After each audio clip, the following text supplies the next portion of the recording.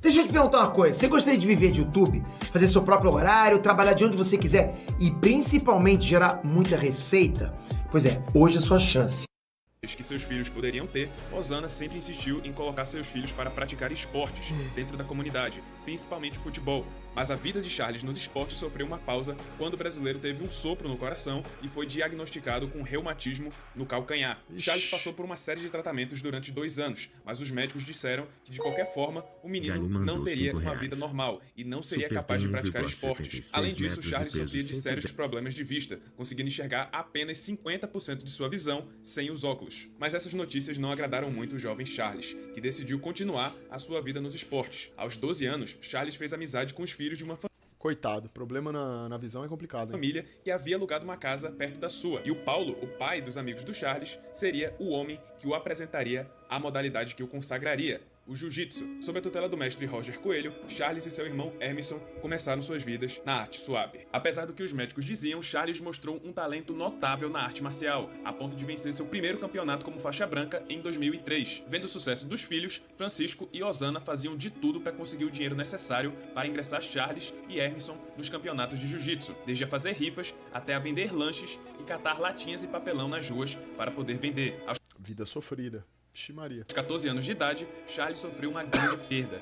Paulo, o homem que o apresentou ao jiu-jitsu, acabou morrendo baleado. A morte de seu tio Paulo mexeu com a cabeça de Charles e toda a sua família. Mas como uma homenagem, o jovem conseguiu seguir em frente com sua carreira na arte suave, a ponto de se tornar campeão estadual na modalidade. Após alguns anos, Charles e seu irmão ingressaram na academia do Jorge Patino, mais conhecido como Macaco, que além de treinador, era lutador profissional de MMA. Só que apesar do amor dos irmãos Oliveira pelo jiu-jitsu, o Macaco serviu como ponte para que Charles tivesse seu primeiro contato com os treinos de MMA. E com 17 anos de idade, ele fez sua primeira luta de MMA amador, vencendo Rui Machado no dia 3 de novembro de 2007. Charles resolveu seguir em frente com o MMA, porém contava apenas com o apoio de seu pai e de seus treinadores, já que sua mãe era totalmente contra essa nova empreitada de seu filho, embora respeitasse sua motivação. No início de 2008, um atleta da equipe do Macaco estava escalado para competir no torneio do Predador FC, o evento de MMA profissional em São Paulo. Só que faltando pouco tempo para o evento, o atleta sofreu uma lesão no pulso e teve que ser retirado da luta. O Macaco então garantiu ao evento que iria escolher alguém da sua academia para ser o substituto. E para surpresa de toda a sua equipe, o escolhido do Macaco foi o franzino Charles Oliveira. O problema era que esse torneio seria disputado nos meio-médios, categoria até 77 quilos, e o Charles pesava um pouco mais de 70 quilos. Sem falar que seu adversário, Jackson Pontes, era o grande favorito para vencer o torneio, enquanto Charles, por ter aceitado a luta de última hora e pela desvantagem física, era o franco azarão. Mas é como dizem, só o jiu-jitsu salva. E no dia 15 de março de 2008, em sua primeira luta de MMA profissional, Charles Oliveira finalizou Jackson Pontes em apenas 2 minutos do primeiro round. Além de ganhar a primeira luta, Charles também ganhou o apelido que o acompanharia pelo resto da carreira, do Bronx, que nada mais era do que um trocadilho interno que ele tinha com seus amigos, onde ele comparava a região humilde em que vivia com o bairro Bronx, de Nova York. Para ele, a favela Vicente de Carvalho era como o Bronx. Charles da favela, Charles do Bronx. Após vencer Pontes, Charles avançou no torneio e levou vantagem por possuir um jiu-jitsu muito superior a qualquer outro competidor, vencendo a semifinal e a final da mesma forma, nocaute técnico com golpes no solo. Da hora. O cara é brabo no jiu-jitsu, né? Sua primeira noite como atleta profissional de MMA, Charles já era campeão do GP do Predador e ganhou um prêmio de R$3.000. Charles usou o dinheiro que ganhou no evento para ajudar sua família e para comprar o seu primeiro videogame, um Nintendo. Vendo o sucesso e o dinheiro para ajudar sua família que conquistou em suas primeiras lutas, Charles decidiu focar seus esforços no MMA. Muitas vezes o evento não conseguia pagar as passagens de ida e volta do paulista, e por isso, seus amigos, família e outros moradores da comunidade tentavam juntar dinheiro da forma que podiam para pagar as viagens do Charles. E esse dinheiro foi muito bem investido, pois ele venceu mais 4 lutas seguidas, todas por nocaute ou finalização, e ganhou a oportunidade de competir pela primeira vez em um evento internacional, enfrentando Don Stanco pelo cinturão peso leve do Ring of Combat, um evento bastante conhecido nos Estados Unidos e que revelou muitos talentos para o UFC. Em apenas 3 minutos do primeiro round, Charles aplicou um mata-leão em Stanco e venceu a luta mais importante de sua carreira até então, pois foi essa luta que o colocou no campo de visão. Cara, eu não sei como que esses caras do jiu-jitsu conseguem dar essa finalização assim, velho. É muito difícil isso daí, bicho. É por isso que eu também, assim, eu não sou fã de jiu-jitsu, porque, cara, eu não sirvo pra isso aí não, velho. Eu não sei como que os caras conseguem, assim, tipo, dar a finalização, pegar o cara, assim, finalizar do jeito que eles fazem, sabe? Do UFC, Charles voltou para o Brasil, onde venceu mais 4 lutas, aumentando seu cartel para a notável marca de 12/0, 12 vitórias e nenhuma derrota, e isso com apenas 21 anos de idade, e por isso ele passou a ser considerado como uma das maiores revelações brasileiras. E aí, em meados de 2010, Charles recebeu uma ligação de seu treinador, o Macaco. Sem acreditar no que estava ouvindo, o brasileiro foi às lágrimas com a ligação. Seus pais chegaram para ele e perguntaram: o que aconteceu? Ainda com os olhos cheios de lágrimas, Charles olhou para os seus pais e disse: nosso sonho aconteceu. Eu vou lutar no UFC. Marcado para o dia 1º de agosto de Serão os melhores tempos que você vai viver. 2010, o UFC Live Jones vs Matsuchenko serviu como palco para a estreia de Charles do Bronx no UFC, lutando leve e carregando o apelido de o cara do jiu-jitsu. Charles foi escalado para enfrentar Darren Elkins na segunda luta do card preliminar. E parece que o único que não ficou sabendo do jiu-jitsu do brasileiro foi o Elkins, que logo de início aplicou uma queda e colocou o brasileiro para baixo. Erro fatal. Charles encaixou um triângulo, depois passou para a chave de braço e em apenas 41 segundos de luta forçou seu adversário a bater em desistência. E assim, Charles fez sua estreia relâmpago no UFC, fazendo jus ao apelido cara do jiu-jitsu e ainda faturando um bônus de $50 mil por ter a melhor finalização da noite.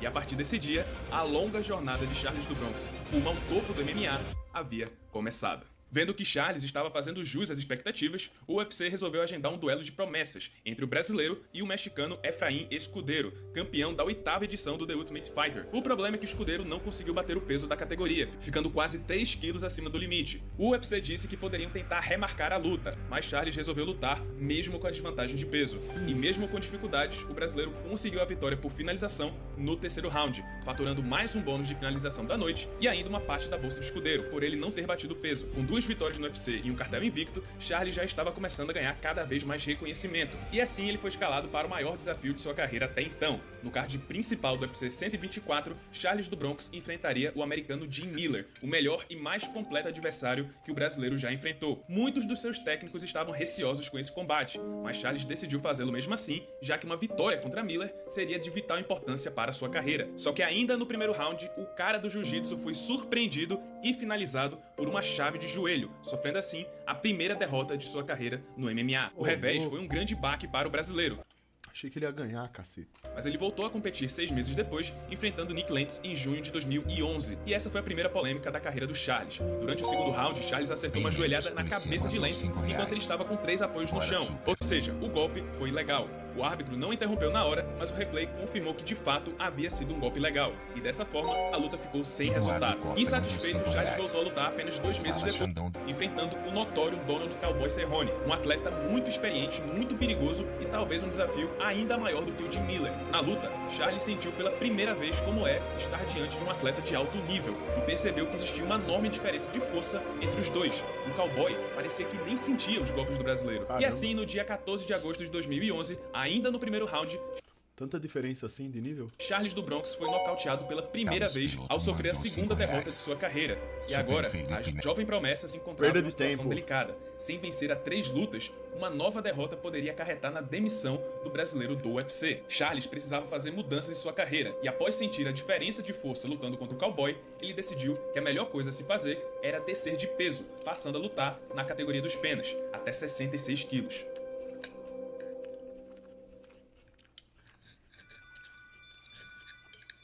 Em 2012, a nova fase de Charles começava no peso pena, com ele finalizando em sequência os americanos Eric Weissley, onde aplicou a primeira chave de panturrilha da história do UFC, e Jonathan Brookins, com mais um bônus de finalização da noite. Com as 2 vitórias seguidas, Charles afastou as chances de ser demitido. Só que aí, os problemas de Charles no peso pena começaram a aparecer. O corte de peso estava muito mais difícil do que antes, e em sua primeira luta contra um atleta de alto nível do peso pena, o paulista não conseguiu bater o peso da categoria, e foi novamente nocauteado no primeiro round, dessa vez pelo veterano Cub Swanson. Apesar da derrota, Charles não deu passos para trás, e em sua próxima luta, ele teve a chance de enfrentar pela primeira vez um ex-campeão do UFC, o americano Frank Edgar. E no card principal do UFC 162, em julho de 2013, Charles do Bronx lutou de igual para igual com Frank Edgar, naquela que foi premiada como a melhor luta da noite. Edgar venceu o combate por pontos, mas Charles caiu de pé por ter feito uma grande luta, mostrando que estava evoluindo cada vez mais no UFC. O brasileiro manteve a cabeça de pé e venceu as próximas 2 lutas contra Andy Ogle e Hatsuki Ryoki, ambas por finalização, e recebeu o bônus de performance da noite nas 2 lutas. Mas na sequência, em sua luta contra Jeremy Stephens, os problemas com corte de peso voltaram a aparecer, já que ele não conseguiu bater o peso pela 2ª vez na carreira. Mesmo assim, ele teve uma boa performance e venceu Stephens por decisão unânime. Em seguida, ele conseguiu um segundo encontro contra Nick Lentz, que também desceu para o peso pena, e dessa vez, em uma luta bem mais acirrada do que a primeira, Charles conseguiu finalizar Lentz no terceiro round com uma guilhotina. Agora, sem perder há quase 2 anos, a 4ª vitória seguida catapultou Charles para a 7ª posição do ranking dos penas. Agora, ele estava mais perto do que nunca de uma disputa pelo cinturão, e sua próxima luta seria crucial para ele conseguir essa façanha. Ele foi escalado para enfrentar Max Holloway, o 5º colocado do ranking, em agosto de 2015, uma vitória que poderia colocar Charles na elite da categoria dos penas. Só que durante a preparação, o brasileiro sofreu uma estranha lesão no pescoço. Como não parecia nada muito grave, ele tratou apenas de tomar alguns analgésicos para a dor, sem saber que, na verdade, o problema ainda não tinha sido resolvido. E durante a luta contra Holloway, a lesão voltou à tona após Charles tentar uma queda, só que dessa vez, algo ainda mais bizarro aconteceu. O brasileiro ficou com toda a parte esquerda do corpo dormente, sem conseguir se mover. Sabendo que estava fora do combate, Charles desistiu da luta e Max Holloway saiu vencedor por nocaute técnico. Charles se recuperou da lesão, mas a derrota foi um grande retrocesso, principalmente nesse momento da carreira, quando ele estava tão perto de uma disputa pelo cinturão. Mas o brasileiro conseguiu se recuperar da derrota, vencendo Miles Jury no primeiro round 4 meses depois, mantendo sua 7ª posição no ranking. Entretanto, antes da luta, Charles falhou mais uma vez na pesagem, a terceira vez que ele não bate o peso pena, e os dirigentes do UFC já estavam bem atentos a essa situação. Depois disso, Charles só voltaria a lutar em agosto de 2016, quando teve a sua 2ª oportunidade contra um ex-campeão do UFC, dessa vez o americano Anthony Pettis, que estava fazendo sua estreia no peso pena. E infelizmente, o brasileiro sofreu uma nova e amarga derrota, sendo dominado por Pettis nos 2 primeiros rounds e terminando finalizado pelo ex-campeão no terceiro. Afastado da chance pelo título, Charles voltou a lutar em dezembro de 2016 contra Ricardo Lamas, e pela 4ª vez o brasileiro não bateu o peso da categoria dos penas. Ô, louco. Tá na categoria errada, velho. Só que agora ele ficou mais de 4 quilos acima do limite, superando até mesmo o limite da categoria de cima, o peso leve. Lamas ainda aceitou fazer a luta, mas aquela havia sido a gota d'água para o UFC. Perdendo ou ganhando, Charles sabia que aquela seria sua última luta. O maior adversário, Charlie Bronx, a balança. No peso pena, ele teria que subir de categoria. E infelizmente o brasileiro sofreu mais uma derrota por finalização. Sendo forçado a bater em desistência pela 2ª vez seguida, Charles começou a ganhar a má fama de ser um lutador fraco, um cara que sempre desiste quando as coisas apertam. Distante do cinturão e praticamente expulso da categoria dos penas, já estava na hora de uma nova renovada na carreira, e sua reestreia no peso leve poderia ser a primeira página desse novo capítulo. Maior, mais forte e mais saudável do que nunca, Charles do Bronx ganhou massa muscular, passou por um corte de peso mais tranquilo e voltou ao peso leve diante do ex-campeão do Bellator, Will Brooks, no card principal do UFC 210, em abril de 2017. Em uma excelente performance, o brasileiro finalizou Brooks no primeiro round e parecia que uma nova era havia começado em sua carreira. Só que aí, na luta seguinte, contra o americano Paul Felder, em dezembro Obrigado, irmão. Tamo junto. do mesmo ano, o brasileiro sofreu um novo atraso. Após cansar tentando impor sem sucesso o seu jiu-jitsu, Charles levou uma dura cotovelada no solo. Após ser atingido, é possível ver que o brasileiro bateu em desistência com um golpe. Paul Felder não percebeu e voltou a atacar, nocauteando Charles via ground and pound. Vendo que o brasileiro havia desistido do combate antes mesmo do nocaute, a má fama de Charles de ser um lutador fraco e que desiste sob pressão voltou com tudo. Além disso, grande parte da mídia passou a acreditar que o brasileiro havia chegado em seu teto no UFC e que a partir de então ele seria um atleta que fica no meio do ranking, mas que nunca chegaria a disputar o cinturão. Mal sabiam eles que essa seria a última derrota de Charles do Bronx, pelo menos durante um longo tempo. Seguindo sua trajetória no peso leve, Charles demorou 6 meses para se recuperar da derrota, sendo escalado para enfrentar o veterano Clay Guida no UFC 225. E sem muitas dificuldades, Charles finalizou Aquele ali tava ansiosinho, hein? o carpinteiro em apenas 2 minutos do primeiro round. Por causa da finalização, essa foi uma das vitórias mais importantes da carreira do brasileiro, porque ele igualou o histórico recorde de Royce Gracie de mais vitórias por finalização na história do UFC. Mais uma finalização e Charles entraria para a história como o maior finalizador dos tempos no UFC. E sabendo meses para lutar de novo, naquele que seria o palco perfeito para sua grande vitória, no ginásio Ibirapuera, em São Paulo, a sua terra natal. O oponente da vez seria Christos Giagos, que faria sua estreia no UFC. E infelizmente para o americano, ele ficou do lado errado de um duelo histórico, já que no segundo round, Charles do Bronx encaixou o Mata-Leão e se tornou o maior finalizador da história do UFC, batendo a marca do lendário Royce Gracie, que detinha o recorde há mais de 24 anos. Essa foi a maior vitória da carreira do garoto do Bronx.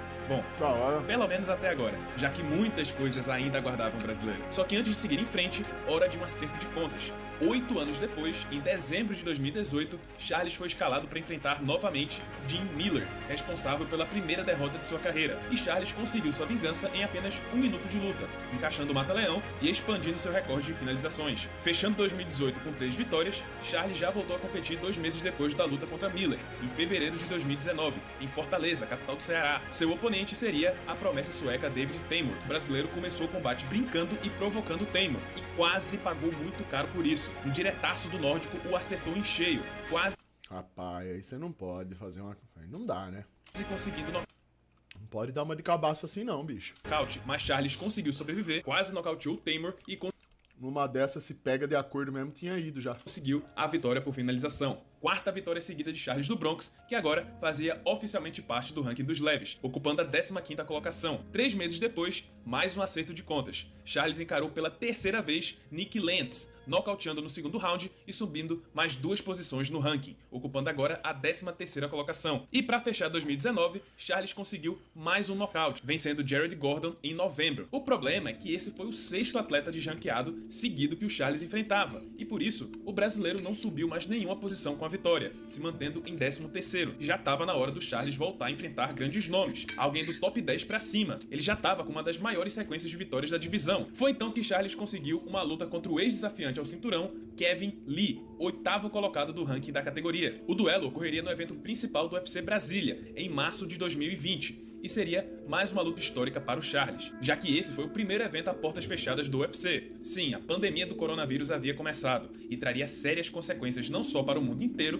mas para o UFC, principalmente para a categoria dos leves e seu invicto campeão, Khabib Nurmagomedov. Em uma arena vazia em Brasília, Charles e Kevin Lee se enfrentaram em uma luta que teve um início equilibrado, mas Lee cometeu o erro de tentar uma queda em Charles com o pescoço exposto, e como de costume, o brasileiro sabia o que fazer e encaixou uma justa guilhotina no americano, faturando sua 7ª vitória consecutiva e decolando para a 7ª posição do ranking dos leves. Mas como foi mencionado agora há pouco, a pandemia traria consequências mais graves do que a simples ausência do público. Em julho de 2020, Abdulmanap Nurmagomedov, o pai de Khabib Nurmagomedov, faleceu vítima da Covid, uma tragédia que abalou completamente o campeão dos leves. E por isso, após defender seu cinturão pela terceira vez, despachando Justin Gaethje em outubro, Khabib anunciou sua aposentadoria do MMA, afirmando que não possuía mais vontade de competir sem a presença do seu grande mentor e melhor amigo. O presidente do UFC, Dana White, ainda tentou fazer com que o russo mudasse de ideia, mas se Khabib realmente se aposentasse, uma grande mudança ia acontecer na categoria. O cinturão ficaria vago. Geralmente, parecendo um cotonete. quando o cinturão fica vago, o UFC agenda um combate entre os 2 primeiros colocados do ranking para definir o novo campeão. Mas como o primeiro colocado, Justin Gaethje, tinha acabado de ser finalizado pelo Khabib e o segundo colocado, Dustin Poirier, tinha assuntos inacabados com Conor McGregor, o UFC precisava de outros 2 lutadores para disputar o novo cinturão caso Khabib realmente se aposentasse. Depois de Khabib, Charles tinha a maior sequência de vitórias da categoria, mas ele ainda não podia ser incluído nessa nova disputa, pois ele ainda era o 7º colocado do ranking. Para disputar esse cinturão, o Charles precisava de uma grande vitória contra alguém da elite da categoria. Só assim ele conseguiria entrar no top 5 e poderia ser considerado para a disputa pelo título. Mas ele precisava dessa luta o mais rápido possível, antes que o UFC tornasse oficial a aposentadoria de Khabib e determinasse a nova disputa pelo cinturão vago. E assim, com apenas 3 semanas de preparo, Charles do Bronx conseguiu a maior e mais importante luta de sua carreira. O brasileiro foi escalado para enfrentar o temido Tony Ferguson, terceiro colocado do ranking e também conhecido como o bicho-papão da categoria. Era a oportunidade perfeita, mas também seria o maior desafio da carreira de Charles até então. Havia um motivo para que Ferguson fosse chamado de bicho-papão. Ele era famoso por deformar seus adversários, e por isso o brasileiro foi considerado como franco azarão para a luta. O combate foi marcado para dezembro de 2020 no UFC Apex, o QG do UFC, e mesmo com 3 semanas de preparo, aquele que deveria ser o maior desafio de Charles do Bronx acabou sendo a melhor performance de sua carreira. Em uma verdadeira aula de grappling, Charles dominou Tony Ferguson em cada cada segundo da luta. Uma cena que parecia inimaginável e nem mesmo os comentaristas do UFC estavam acreditando no que estava acontecendo. A luta, inclusive, quase acabou no primeiro round, quando o brasileiro encaixou uma chave de braço em Ferguson, mas o bicho-papão se recusou a desistir da luta. E mesmo gritando de dor e agonia, ele aguentou a pressão até o soar do gongo. Ferguson ainda conseguiu ser o primeiro lutador desde 2014 a chegar em uma decisão dos juízes com Charles, mas o resultado era um só. Charles venceu claramente todos os rounds e faturou a maior vitória de sua carreira. O cara foi guerreiro ainda, hein? Levou a luta até o final, cara. Mesmo sendo surrado. Somando agora 8 vitórias seguidas e decolando para a terceira posição do ranking da categoria. Salve, Ismael! Agora sim, oficialmente Charles do Bronx era da elite do peso leve.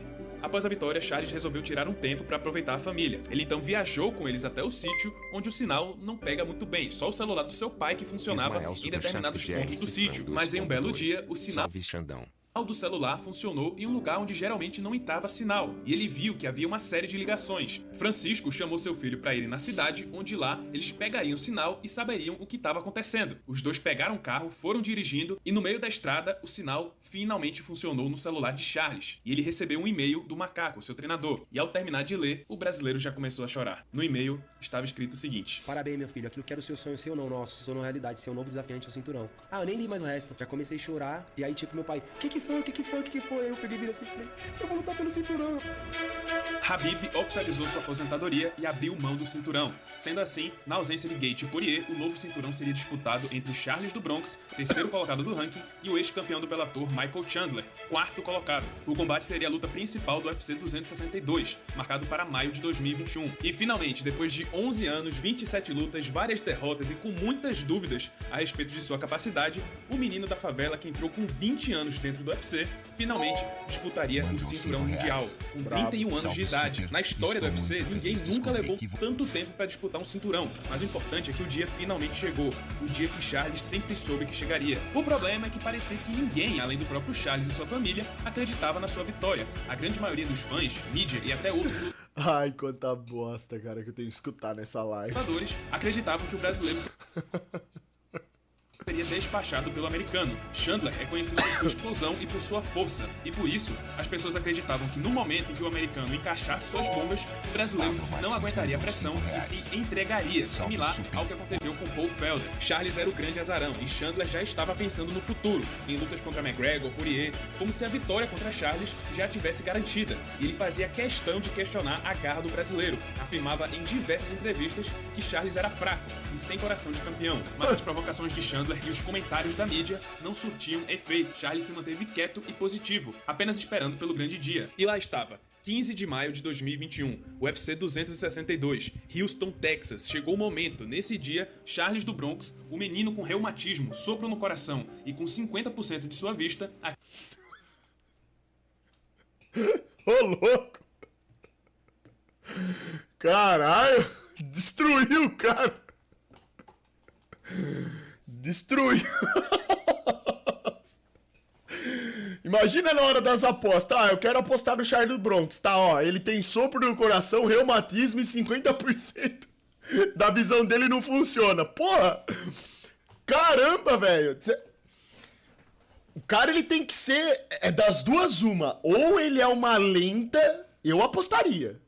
Pior que se eu tivesse lá, eu apostaria nele. Porque com certeza o cara pra estar ali com tudo isso aí, o cara é uma lenda, velho. O cara é uma lenda, bicho. Tá vendo? É aí que você tem que ser inteligente. Falar, ô louco, velho, mas um cara tem todos esses problemas, mas tá aqui assim, eu vou nele. Esse cara é brabo.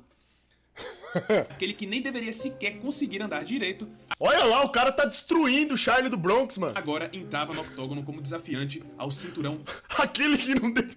Você tá mundial louco. dos leves. Finalmente, depois de ficar 3 anos nas mãos de Khabib, o cinturão dos leves conheceria o seu novo dono, o novo rei da categoria, Charles do Bronx e Michael Chandler, para definir o novo campeão mundial. Charles começou na trocação, chutando as pernas de Chandler e mantendo a distância, até que a bomba do americano fez seu primeiro contato com o rosto de Charles, já abrindo um Já distorceu, já. ferimento em seu olho. O brasileiro balançou e já buscou a queda, mas foi pego em uma guilhotina, da mesma forma que Pettis e Lamas o finalizaram. Mas dessa vez, Charles soube escapar e foi até as costas de Chandler. Finalmente Chandler se livra da pegada e a luta volta a ficar em pé. E não demorou muito para que outra bomba do americano entrasse no rosto de Charles, que dobrou os joelhos mais uma vez. E Chandler conectou de novo, de novo e de novo. Charles foi à lona e Chandler partiu para cima com tudo, bombardeando o brasileiro com força total. E parecia que os críticos estavam certos. Charles estava prestes a sucumbir à pressão do americano, logo no primeiro round. Chandler não parou de atacar, golpeando de novo e de novo o rosto de Charles. Mas o brasileiro não se entregou, diferente do que todos acreditavam. Ele se manteve ativo e atento, sem desespero, buscando uma forma de sair daquela posição. Mas Chandler não deu espaço e seguiu golpeando até o soar do gongo. Após um belo primeiro round, Chandler voltou confiante para o segundo, crente que agora iria Esse cara aí tá anabolizado. nocautear o Charles. Confortável, o americano partiu para a trocação franca com a guarda aberta e pagou o preço por subestimar o brasileiro. Um cruzado com a mão da frente surpreende Chandler, que vai ao chão com um golpe e entra em desespero. Charles persegue o americano e volta a golpear com joelhadas e socos. Chandler continua atordoado e corre para sobreviver, dando as costas para Charles, que o acerta novamente com um cruzado. Chandler vai ao chão mais uma vez. O brasileiro segue atacando. Chandler está claramente fora de combate e o árbitro, por fim, encerra a luta, que definiu o novo campeão mundial. Brabo. Já gravei um monte de vezes. E o cinturão tava lá, né? Minotauro. Falou, pega ele na mão. Eu falei, eu não vou pegar ele na mão porque ele não é meu. Só vou pegar quando for meu. Chega de pedir, né?